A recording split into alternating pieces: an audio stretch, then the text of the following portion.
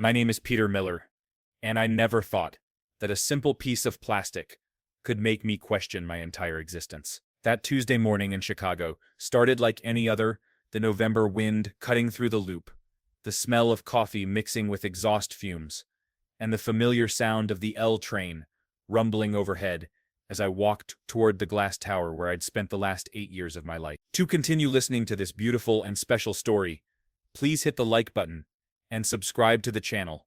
Write your name and the city you're watching from, so I can include a special shout out for you in an upcoming story. I grabbed my usual coffee from Margie's cart on the corner. She always knew my order, black coffee with just a touch of cream, and headed up to the 42nd floor. The elevator was packed with the same faces I'd seen every morning for years, each one buried in their phones, avoiding eye contact like it was some kind of disease. That should have been my first warning sign about how invisible I'd become. When I reached the security desk to scan my badge, something felt off. The guard, Tommy, who usually gave me a nod and asked about the Bears, barely looked up. I swiped my card, but instead of the familiar green light and cheerful beep, I heard that dreaded red buzzer. Tommy glanced at the screen, then at me, with a look I'd never seen before, like he was trying to place my face. "Badge says Jennifer Martinez," he said, squinting at the display. "That's you?" I felt my stomach drop. I looked down at the badge clipped to my jacket, the same spot where it had been for 8 years.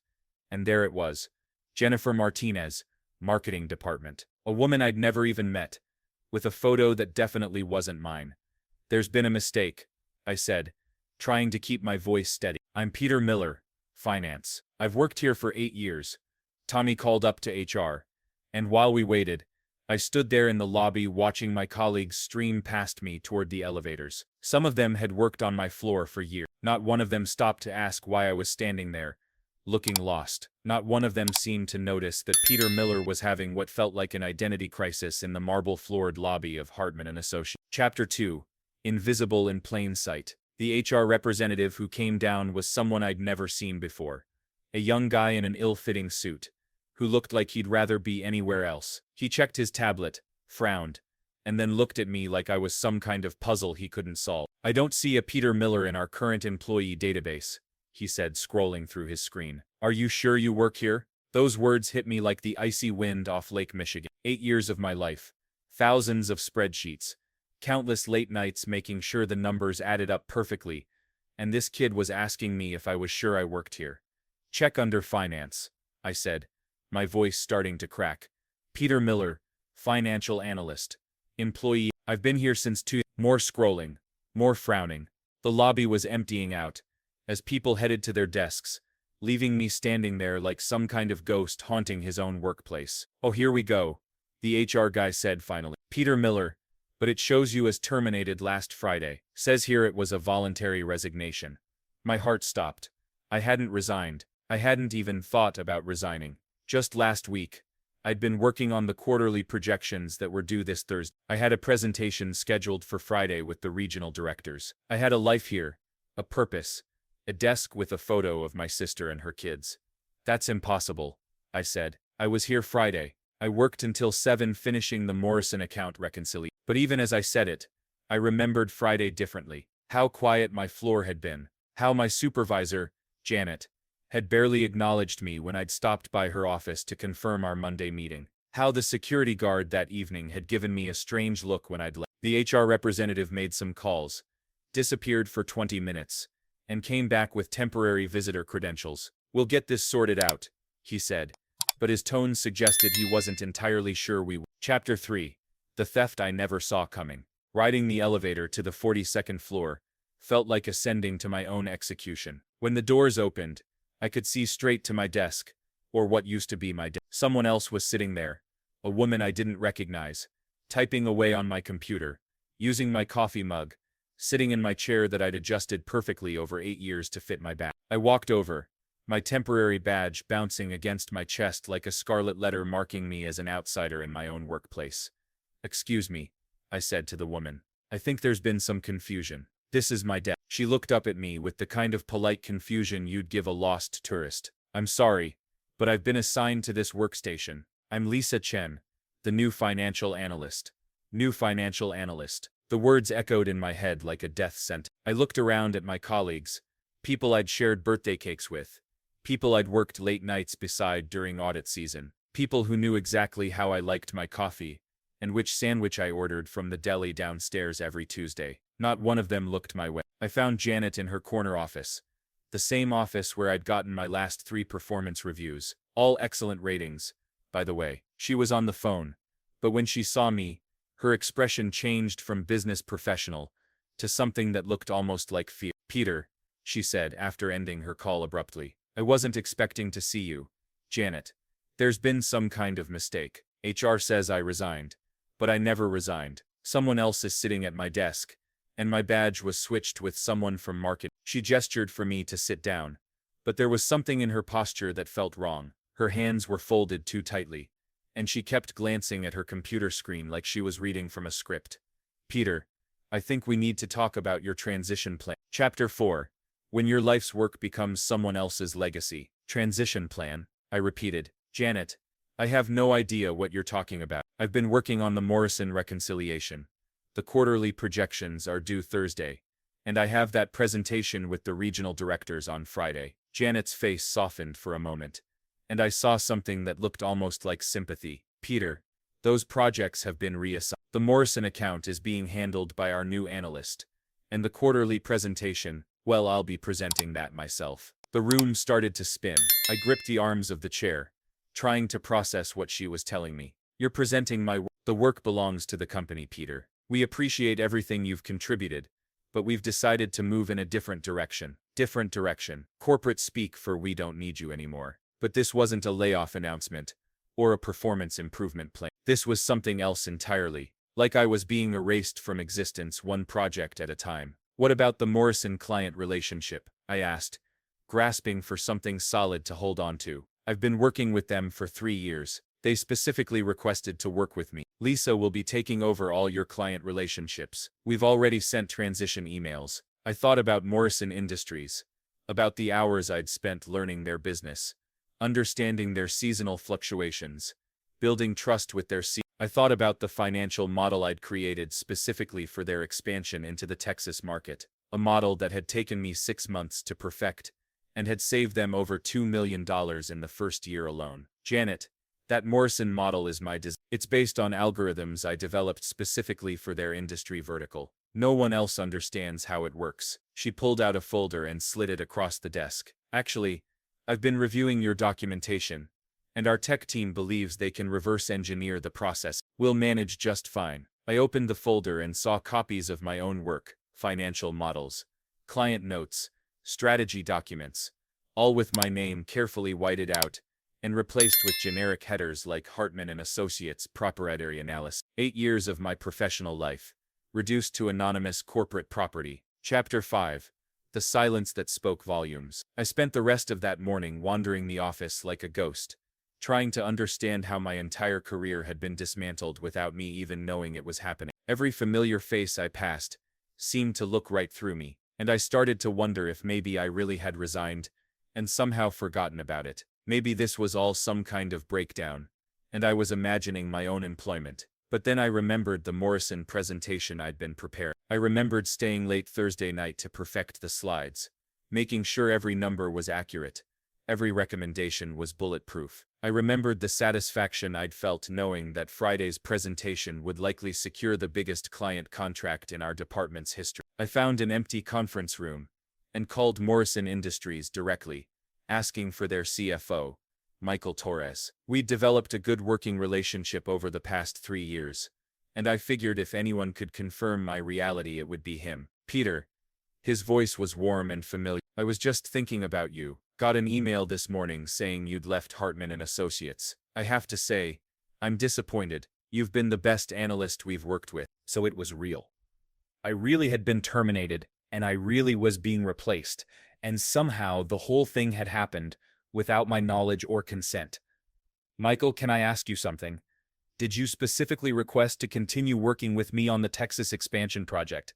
"Of course I did. In fact, I told Janet last month that any future contracts would be contingent on you remaining our primary analyst. Your financial model for our expansion is brilliant. Saved us a fortune. Why do you ask?"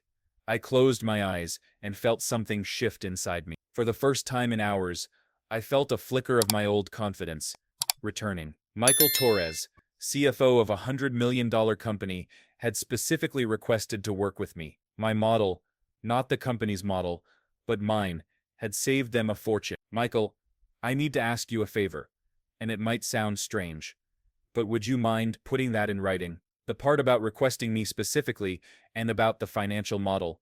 There was a pause. Peter, what's going on? Are you in some kind of trouble? I looked out the conference room window at the office, where I'd spent 8 years building something I thought was permanent, watching my replacement sit at my desk, using my coffee mug, probably trying to understand my filing system. I'm starting to think I might not be as replaceable as they assume. Chapter 6.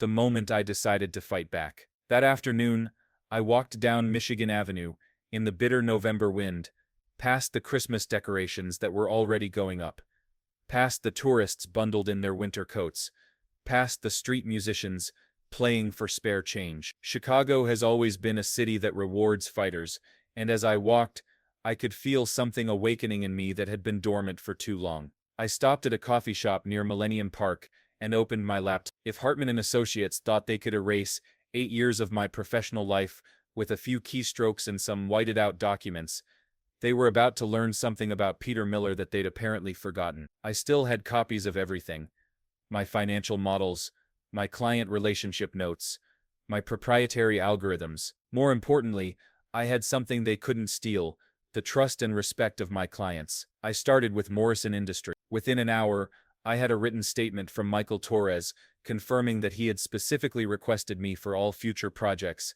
and that my financial model was considered proprietary intellectual property that I had developed independently. He also mentioned that he had serious concerns about Hartman and Associates' ability to service their account without me. Then I reached out to 3 other major clients I'd worked with over the years. All of them responded within hours. All of them confirmed similar stories. They had specifically requested to work with me. They considered my analytical approach superior to standard industry practices, and they had concerns about working with anyone else at Hartman and Associates. By evening, I had something I'd never had before: documented proof of my own value. But more than that, I had a plan. Chapter 7. 3 months of rebuilding myself. I decided not to fight the termination directly. Instead, I did something that surprised even me. I started my own consulting practice, Peter Miller Financial Consulting. It had a nice ring to it. Working out of my apartment in Lincoln Park, with a view of the lake and the city skyline that reminded me every morning why I loved Chicago, I reached out to former clients, not as a disgruntled ex-employee, but as an independent consultant, offering specialized financial analysis services. The response was immediate and overwhelming. Morrison Industries hired me within a week to complete their Texas expansion analysis, the same project at Hartman and Associates was supposedly handled. Michael Torres told me privately that they had tried to work with Lisa Chen, but she couldn't understand my financial model and kept asking questions that made it clear she had no idea how the algorithm worked. "We need the person who created this system," Michael told me during our first consulting meeting, "not someone trying to reverse engineer it." Over the next 3 months, I built something I'd never thought possible: a business based entirely on my own expertise and retention. 4 major clients followed me from Hartman and Associates, not because I poached them, but because they sought me out. They had problems that only I knew how to solve, relationships that only I had cultivated, and trust in my work that couldn't be transferred to a replacement. I was working harder than I ever had at Hartman and Associates, but for the first time in years, I felt like I was building something that belonged to me. Every client's success was my success. Every solved problem added to my reputation. Every late night was an investment in my own future, not someone else's quarterly numbers. The apartment that had felt like a temporary workspace started feeling like a real office. I bought a proper desk, invested in better software, and even hired a part-time assistant to help with the administrative work that was piling up as more clients found their way to me. Chapter 8. The call I never expected. It was a Tuesday morning in February, when my phone rang with a number I recognized, but hadn't seen in months: Hartman and Associates. For a moment I considered not answering. I was in the middle of preparing a presentation for a new client. My coffee was still hot, and I was finally in that productive zone, where the numbers just flowed. But curiosity got the better of me. Peter Miller Consulting. This is Peter. Peter, it's Janet. I almost left. After 3 months of silence, after systematically erasing me from the company, after stealing my projects and my clients, Janet was calling me like nothing had happened. Hello, Janet, how can I help you? There was a long pause, and I could hear the tension in her voice when she finally spoke. Peter, I was wondering if we could talk, in person, if possible. Are you available for lunch? I'm pretty busy these days, I said, which was true. What's this about? Another pause. It's about the Morrison account, and a few other things. Peter, we might have made a mistake. I looked out my window at Lake Michigan, at the waves crashing against the shore in the winter wind, and I thought about how many times I'd stood in Janet's office, asking for recognition, for opportunities, for some acknowledgement of my value to the company. How many times I'd been told to be patient, to wait my turn, to be grateful for what I had. What kind of mistake? The kind that's costing us clients. Peter, 3 of our biggest accounts have terminated their contracts in the past month. They're all asking to work with you directly. I was quiet for a moment, processing this information. And you think that's a mistake? I think we underestimated how integral you were to those relationships. Peter, would you be willing to come back? We could discuss terms, maybe a promotion. For 8 years I had wanted to hear those words. For 8 years I had dreamed of the moment when Janet would recognize my value and offer me the career advancement I deserved. And now, sitting in my own office, with my own clients, with my own business that was growing every week, those words felt like an echo from someone else's life. Janet, I appreciate the call, but I'm not interested in coming back. Peter, please, let's at least discuss this. Maybe we could work out some kind of consulting arrangement. Chapter 9. The meeting that changed everything. I agreed to meet Janet for lunch, not because I was interested in going back to Hartman and Associates, but because I was curious to see how desperate they'd become. We met at a restaurant in the Loop, a place where we used to occasionally grab lunch during particularly stressful audit seasons. Janet looked different, older, more tired. There were stress lines around her eyes that hadn't been there before, and she kept checking her phone like she was expecting bad news. Thank you for coming, she said as we sat down. I know this is awkward.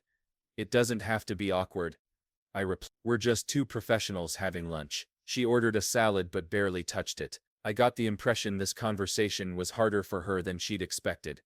Peter, I'm going to be direct with you. The Morrison contract was worth $3 million annually. When they terminated with us and hired you instead, it created a significant gap in our revenue projections. But it's not just Morrison. Hartwell Industries, Peterson Group and Alliance Financial have all made similar moves. I did the math in my head. Those 4 accounts represented nearly 40% of the revenue from our department. That must be challenging. It's more than challenging. The regional directors are asking questions about how we managed to lose our 4 biggest clients in the span of 3 months. They want to know how someone we terminated managed to walk away with nearly half our business. I sipped my coffee and waited for her to continue. Peter, I made a mistake. Several mistakes, actually. I assumed that the client relationships belonged to the company, not to the individual analyst. I assumed that your financial models could be easily replicated by someone else. I assumed that 8 years of experience could be replaced with fresh talent and enthusiasm.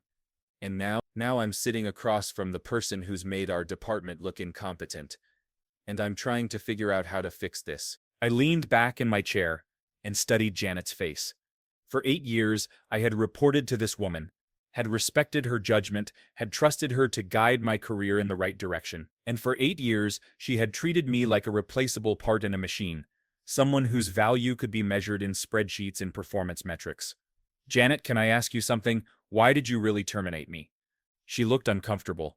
It wasn't personal, Peter. We were under pressure to reduce costs. And your salary was significant. So you thought you could save money by replacing me with someone cheaper. I thought the work could be done by someone with less experience. Yes.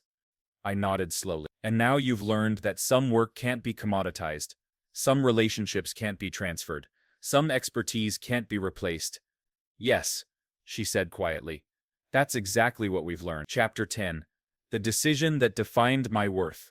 Janet spent the next hour outlining various proposals for bringing me back to Hartman and Associates.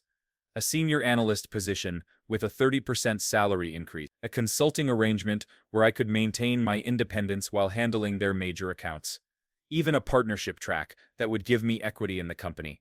All of them were generous offers. All of them would have represented significant career advancement from where I'd been 8 years ago. All of them would have given me the recognition and financial security I'd been seeking for most of my professional life. And all of them felt like steps backward. Janet, I appreciate these offers. I really do, but I need you to understand something. 3 months ago, you made me question my own value. You made me wonder if 8 years of my work meant anything. You made me feel invisible in my own workplace. She nodded, looking genuinely remorseful. But here's what you helped me discover. I'm not valuable because Hartman & Associates employed me. Hartman & Associates was valuable because it employed me. There's a difference. I pulled out my phone and showed her my calendar.